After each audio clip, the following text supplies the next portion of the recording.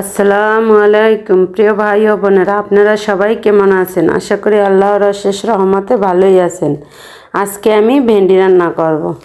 তার জন্য দেখুন এখানে কিন্তু ট্যাংরা মাছ নিয়েছি, ট্যাংরা মাছ দিয়ে রান্না করব। আর ভেন্ডি আর আলু ভালো করে কেটে ধুয়ে পরিষ্কার করে নিয়েছি। সাথে নিয়েছি পেঁয়াজ, কাঁচামরিচ, ধনিয়া পাতা।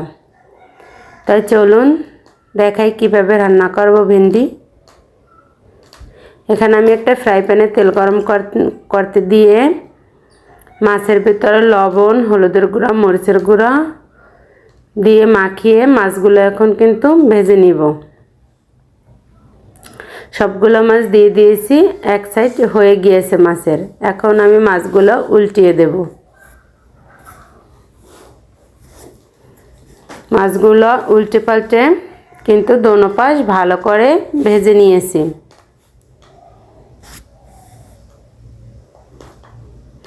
এই যে দেখুন, এখন মাছটা আমি নামিয়ে নেব।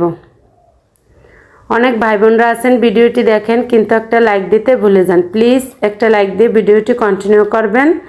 আপনার একটা লাইক আমার জন্য অনেক মূল্যবান। আর দয়া করে সবাই ভিডিওটা একটু ফুল ওয়াচ করে দিবেন। আমি আপনাদের বড় বড় ভিডিও কিন্তু ফুল ওয়াচ করে দেই। দয়া করে কেউ ভিডিও ক্লিক করে কমেন্ট করে চলে যাবেন না। তারপর দেখুন ওই তেলের ভিতরে কিন্তু আমি আলুগুলো ভেজে নিব একটু লবণ দিয়ে। আলুটা ভেজে দিলে কিন্তু খেতে মজা হয়। আমার অনেক ভাই বোনরাই আছে ভিডিওটা ক্লিক করে একটা কমেন্ট করে চলে যায়। যারা ভিডিওটি ক্লিক করে চলে যেতে চান তারা কিন্তু ভিডিও দেখার প্রয়োজন নেই। দয়া করে তারা ভিডিওটি ক্লিকই করবেন না। যারা ফুল টাইম ওয়াচ দিবেন তারাই ভিডিওটি ক্লিক করবেন। তারপর দেখুন ওই তেলের ভিতরে কিন্তু কুচানো পেঁয়াজ আর কাঁচামরিচ দিয়ে দিলাম। এখন এগুলো কিছুক্ষণ ভেজে নিয়েছি। তারপরে কিন্তু দিয়ে দিলাম আদা আর রসুন একসঙ্গে বাটা দিয়ে এটাও কিছুক্ষণ ভেজে নিব।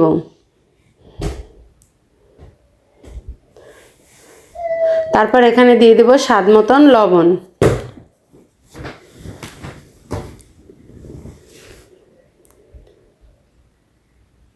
আর আমার নতুন বন্ধুদের যদি আমার ভিডিওটা কোনো অংশ ভালো লেগে থাকে তাহলে চাইলেই কিন্তু আমার চ্যানেলটি সাবস্ক্রাইব করে পাশে থাকা অল বাটন বাজিয়ে রেখে দিতে পারেন। আমি কোনো ভিডিও ছাড়ার সঙ্গে সঙ্গে আপনাদের কাছে নোটিফিকেশন চলে যাবে।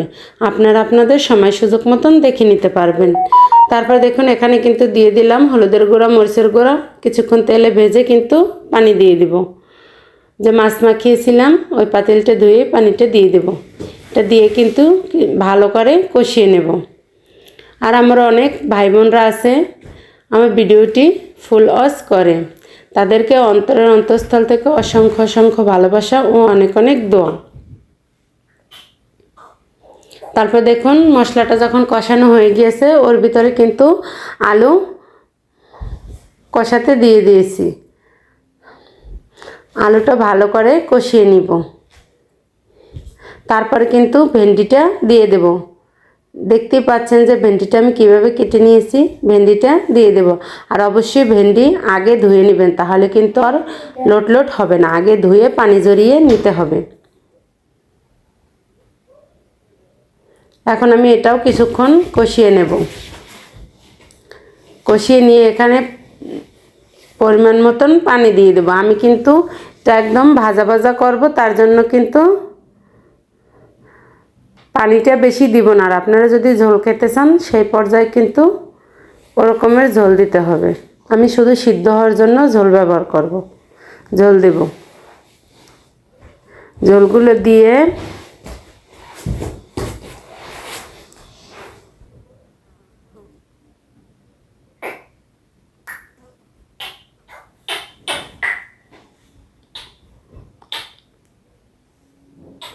তারপর দেখুন ঝোলটা ফুটে ওঠার পরে কিন্তু আমি এখন মাছগুলো দিয়ে দিব।